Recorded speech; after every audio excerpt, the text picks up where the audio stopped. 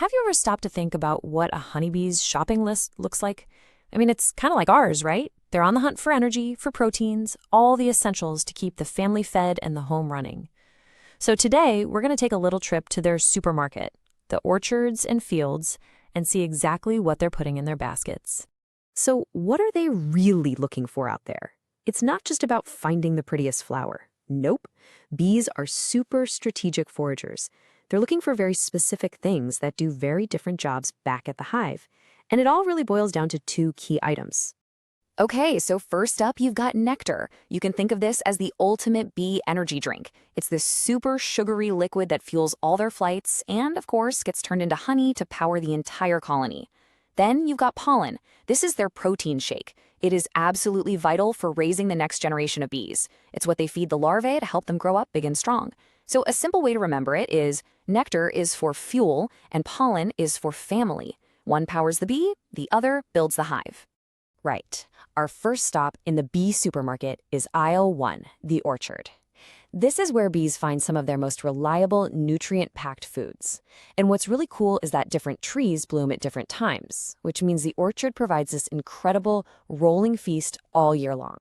And first up, we've got the classic apple tree. When these bloom in the summer, their flowers are a fantastic one-stop shop. They provide a really healthy dose of both nectar for energy and pollen for protein. You know, for a colony that's buzzing with activity in the summer, having an apple orchard nearby is like having a fully stocked pantry right on your doorstep. Now, with citrus groves, timing is everything. Think oranges, grapefruits, lemons. When their blossoms open up in the spring, it's a huge deal. The colony is just starting to ramp up after a long winter, and this early rush of nectar and pollen gives them the exact kickstart they need to get the whole season going strong. Some plants are specialists, and the date palm is a perfect example of this. It's a true protein powerhouse. It produces tons and tons of pollen, which is crucial for raising thousands of new bees, but not so much nectar. So you can see it has a very specific job in the bee's pantry, providing those essential building blocks for a growing family.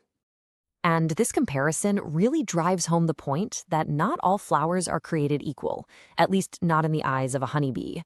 You have the date palm, which is this protein giant. But then you have something like a peach tree, which offers just a little bit of nectar. It's more of a quick snack than a full meal.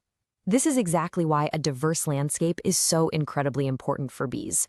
A colony can't survive on just snacks. It needs balanced, substantial meals to really thrive.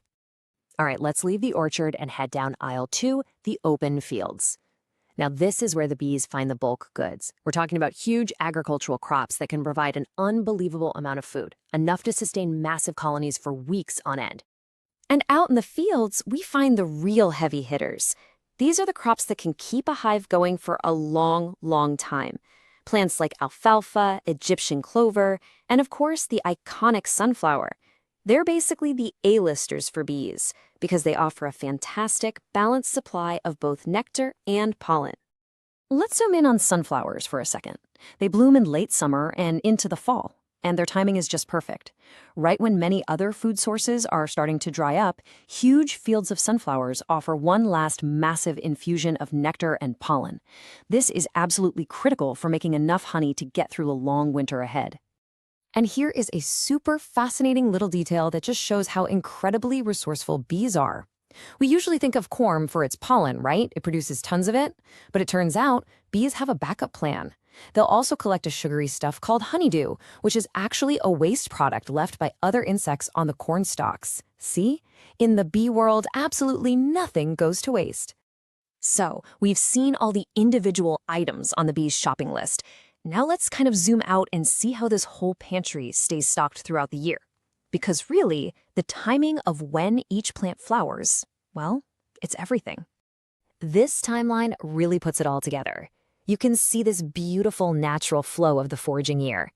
The season kicks off in the spring with that vital boost from citrus and date palms. That energy then carries them into the peak bounty of summer with those huge fields of alfalfa and clover, plus the apple orchards. And finally, the fall delivers those last critical supplies from sunflowers and corn, which are essential for packing the hive with enough honey to survive. It's like a perfectly orchestrated natural calendar, where every plant plays its part at exactly the right moment. When you start to see the world through a bee's eyes, you realize just how much they depend on this intricate, sequential bloom of different flowers. Their survival isn't just about one plant, it's about the entire landscape. So it kind of leaves us with a big question, doesn't it? What role can we play in making sure these supermarket aisles stayed open for business?